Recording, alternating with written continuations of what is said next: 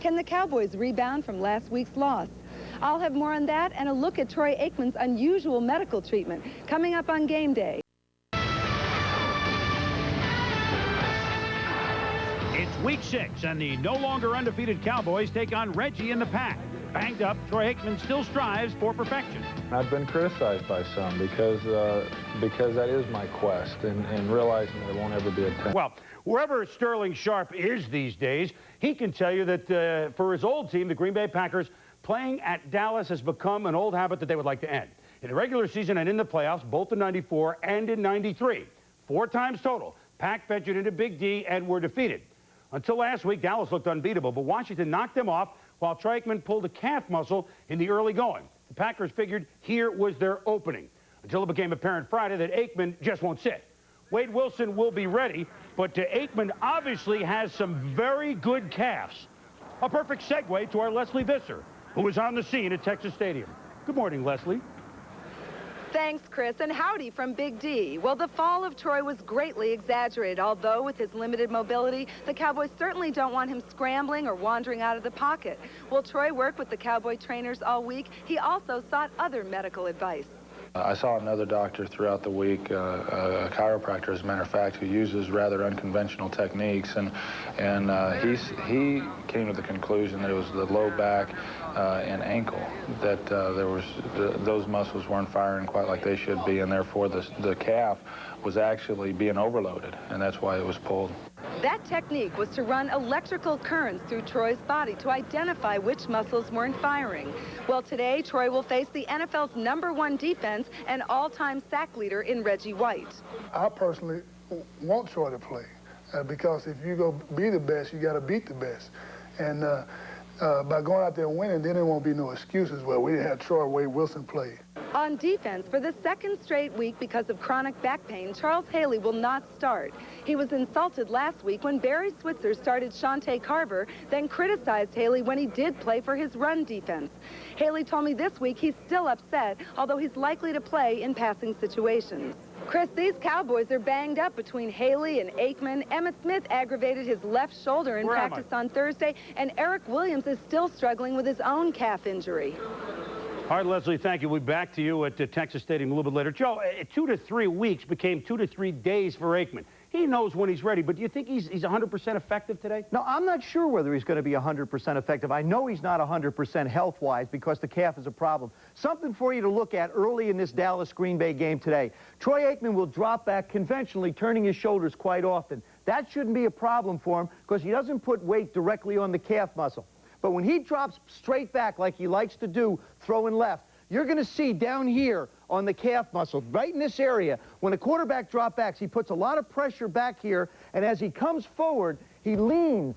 And as he leans to throw, that's where you get your power from, is your legs and the push-off. I'm real curious to see, Boomer, how well he does early in the game with the accuracy throwing the football. You got a bad calf? Because that throw was a little off. It was a little off. I could have knocked it down. You didn't think that I could. Tommy, the Cowboys were knocked down. All right, they're human. They're not going to go 19-0. But 1 loss.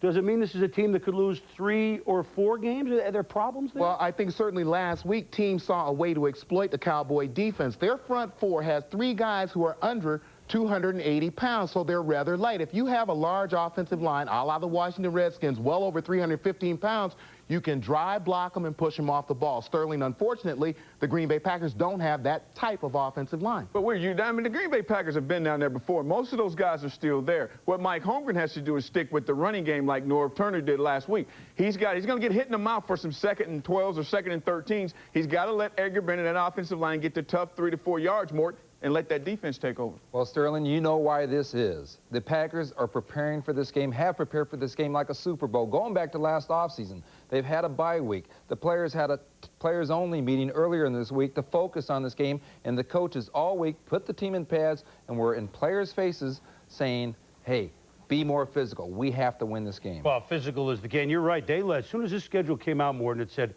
at Dallas again, and it came out in the spring. This was the game they pointed to because it's obvious. I mean, this is basically the hump game for the Green Bay Packers. If they can beat Dallas in Dallas at any time with any quarterback, then they feel they're back in the contender role, true contender in the NFC. If not, they're just maybe just the third team, but light years behind San Francisco and Dallas. More on Troy Aikman later.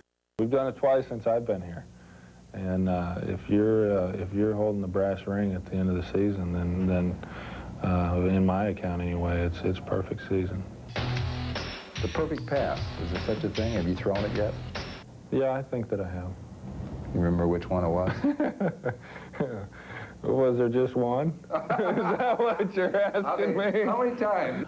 You know, the ones that stick out to me, the one to Alvin against Green Bay in the playoff game, the second touchdown to Michael in Super Bowl 28. What's it feel like to throw that pass? Well, when you get into a groove and you're throwing in games and you really feel like you're going to complete every pass, it's that feeling that really drives you. After an overtime victory at Minnesota, the Cowboys remained perfect at 3-0. But not Aikman's kind of perfect. He criticized the team's performance, calling it totally unacceptable. I don't want players, or anybody, I guess, to feel like just winning is enough for us.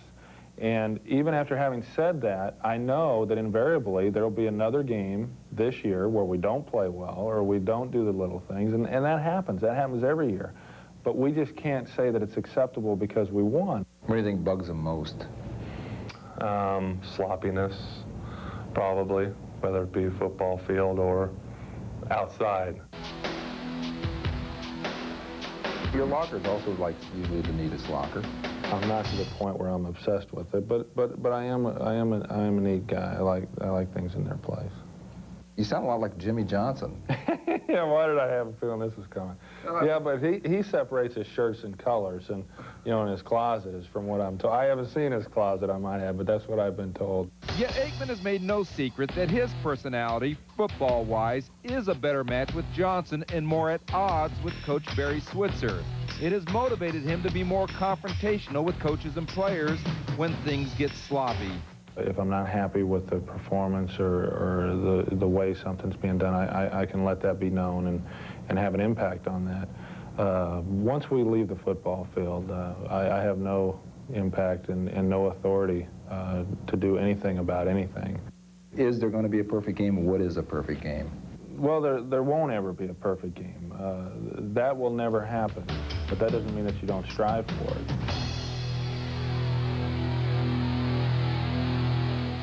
I'd like to add a little something on this Switzer-Aikman relationship. It's a real difference. It goes to the core of this football team.